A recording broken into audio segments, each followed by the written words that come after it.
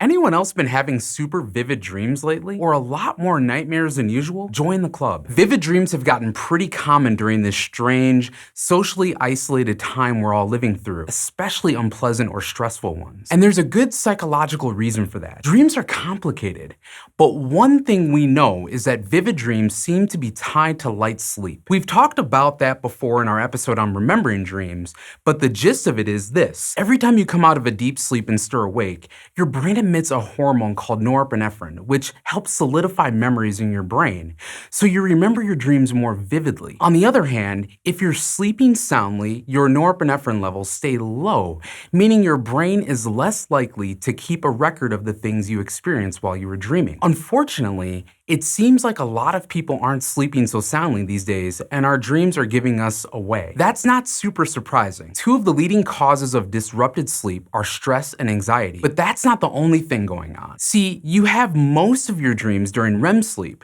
which are cycles of deep sleep where your mind is basically as active as it is during your waking life. You generally have a few cycles of REM sleep every night, but the amount of time you spend in REM sleep can depend on how you're doing psychologically. In 2019, a study by the University of Surrey found that in mice, a rise in stress and anxiety is linked to longer and more frequent REM cycles. The research suggests that this increase in REM helps the mouse brains react to and deal with stress, and the same may be true for humans. So, as the brain is responding to that stress with more REM, it's also increasing the amount of time it has to make dreams. Similarly, research has found when you're sleep deprived, the sleep you do get is more intense. For one, your brain is more active when you're asleep, generating more intense dreams. But on top of that, it will try to make up for lost time by sending you into REM sleep much faster than usual. You'll also have longer periods of REM as your brain tries to recover. This is called REM rebound, and during these intense periods of sleep, people tend to have especially vivid dreams. So if you put all that together,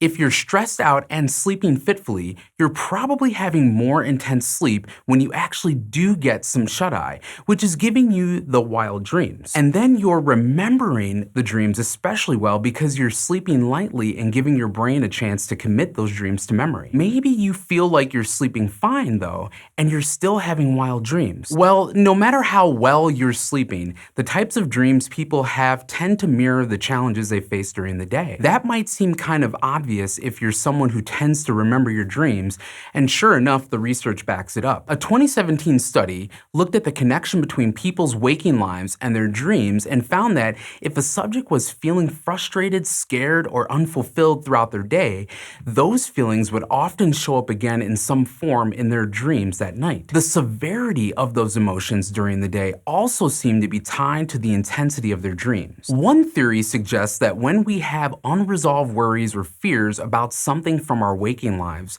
our subconscious tries to create similar situations in our dreams as a sort of defense mechanism. That's where we get nightmares, or what you might think of as stress dreams. You know, the ones where you're falling, being chased by a scary thing, locked up, or repeatedly failing at something. The plots don't vary all that much. And unfortunately, these dreams can be especially memorable because you often realize you're having a nightmare and wake up, which gives you that burst of norepinephrine that helps solidify your memories. So if you feel like you've been having a lot of bad dreams lately, you're not alone, and there are ways to try to stave them off, like meditating, practicing yoga, or reading before bed help calm anxiety. If you have recurring stress dreams, you could try something called imagery rehearsal therapy. Before you go to bed, replay the recurring dream in your head, but change the ending to something more comforting. Studies have found that this technique can help reduce the frequency of recurring dreams or make them less intense when they do happen. And if you're just having harmless, wild dreams, well, maybe you can at least enjoy this temporary peek into your subconscious while it lasts. Thanks for watching this episode of SciShow Psych. If you like this video and you've wondered why you're especially good or bad at remembering your dreams,